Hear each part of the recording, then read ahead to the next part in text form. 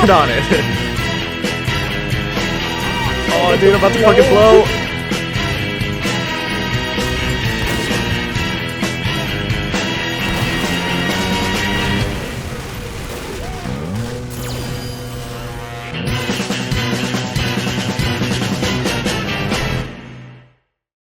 TF2 Classic is something I've always heard about, but never really looked too deep into beyond the occasional YouTube short showing off some broken custom weapon. Due to the bot epidemic, the script is really old. I decided to give it a chance after hearing about it all those years ago, and frankly, it's pretty good. TF2C is a mod that reimagines the early 2009 era of TF2. Why is this sentry actually working? Immediately upon joining a game, there's something you might notice. Where's the conga line in this game? Where's my... There aren't any cosmetics and not a lot of items. Personally, I love hats, but I noticed classes like Spy are a lot more effective when everyone looks the exact same. You'll also see a distinct lack of most weapons you might see people use. No flog, no direct hit, no random fucking notification telling you got a seasonal crate. What I'm saying is that things have gone back to basic, and the few new items introduce a lot of powerful and useful strategies for picking them. Let's take a look at a few weapons.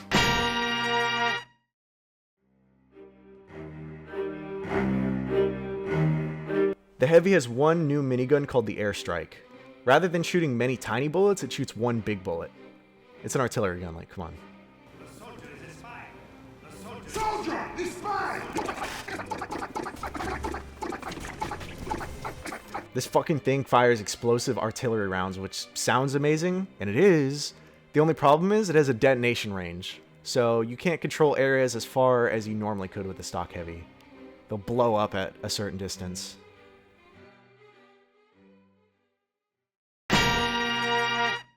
Next we have Soldier. This thing fires one rocket at a time and they have an arc.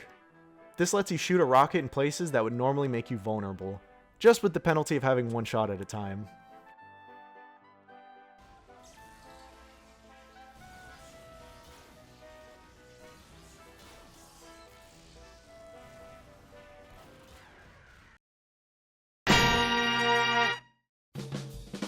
Last weapon we'll look at is the Scout. He gets a brick. The brick does a fuck ton of damage, and you can give your enemy knockback, letting you stop and escape and finish a kill. You can also throw them at sentries, which is cool. I've never seen a sentry get hit with a brick. As soon as the store opens, we throw our bricks down. Everyone throw bricks as soon as it opens. Alright? There's a wall. Cap that. Each one of these weapons serves a very specific and useful change, and it's a lot less situational than TF2 items are. They also added a new watch for Spy called the L'escampette. The L'escampette. I'm gonna try not to say that anymore. This is just an upgrade to stock.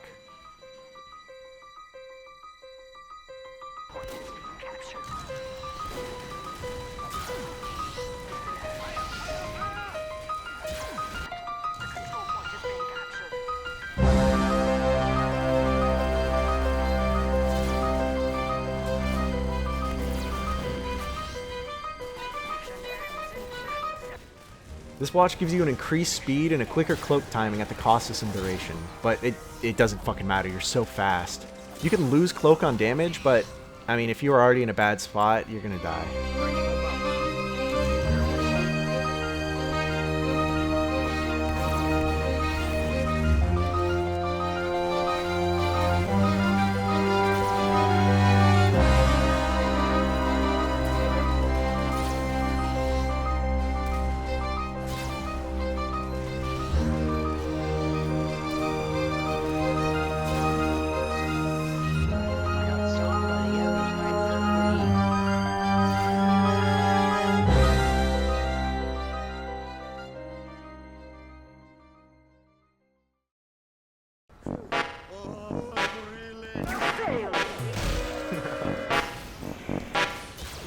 Get fucked. Fuck you.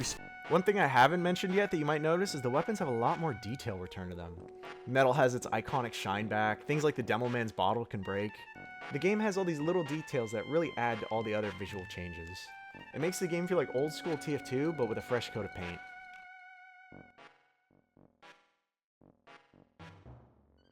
TF2C is packed with new game modes you might have seen before, the first being VIP, a sort of alternative to Payload.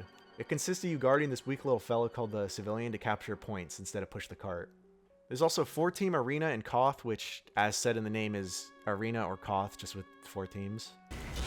Oh, shit! Koth is a lot crazier when it's just not one team steamrolling the other.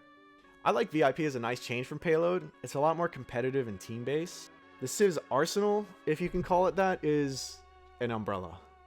While he doesn't have much in the way of weapons, he can provide everybody a nearby passive heal and can boost individual players, giving them mini crits for a short time.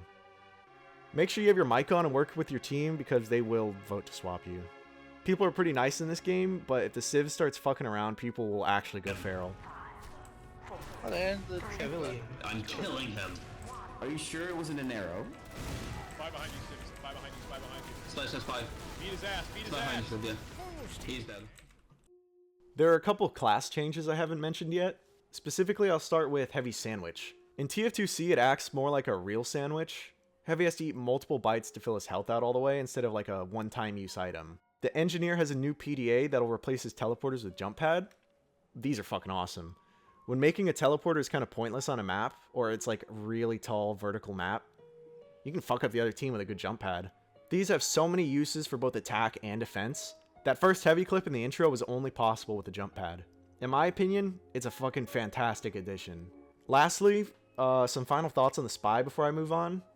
When you disguise, you get the option to now run at full speed just by holding a key.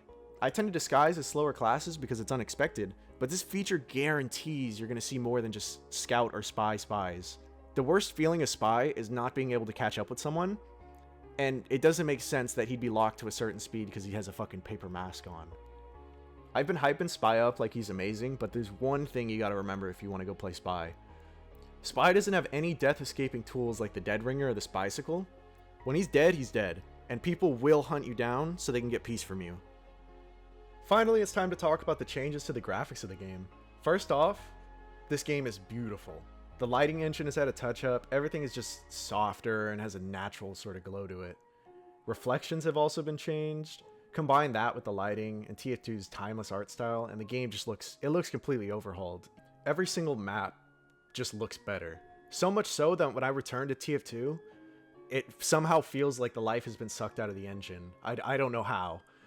The devs have also took their time to make sure the visual changes didn't compromise the look of TF2, so everything really looks how you sort of remember it. A lot of maps have also had some touch-ups, so there's a lot of background elements that have been sort of fleshed out. All these little pieces combined to just an ultimate map experience sandwich, I guess. You can catch previews of changes like this on the TF2C news they host on their website. But really, please just walk around and look at this game. Look at this. It's beautiful. Oh my, you stupid mind. There's also been a lot of additions to like the music and ambience of the game. The game is a lot more musical now. The beginning and end of a game and even the main menu, it's just tons of TF2 bangers. It's amazing.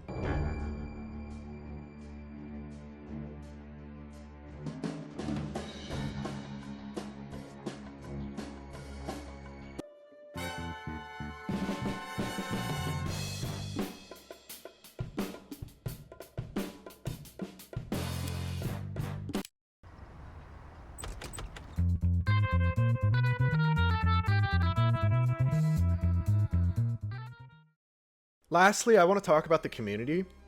They are so friendly and it's so talkative.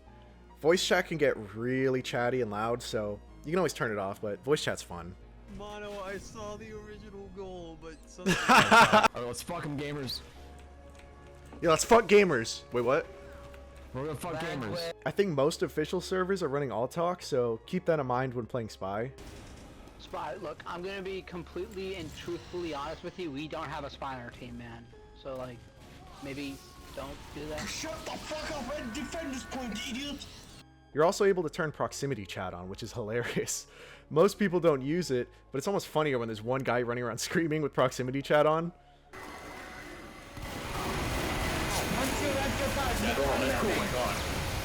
why the fuck is everybody heavy? What the shit? Please. What did I just join to? Sprays have also made a comeback, so expect to see some funnies around the map as you play. That's about it for this video. If it feels a little bit dated, it's because it's like 5 months old. If you're watching this video, I probably have a couple other videos ready, so expect something new pretty soon, and not a giant break. I've just been a little busy, so I haven't been making videos that much. Thanks for watching.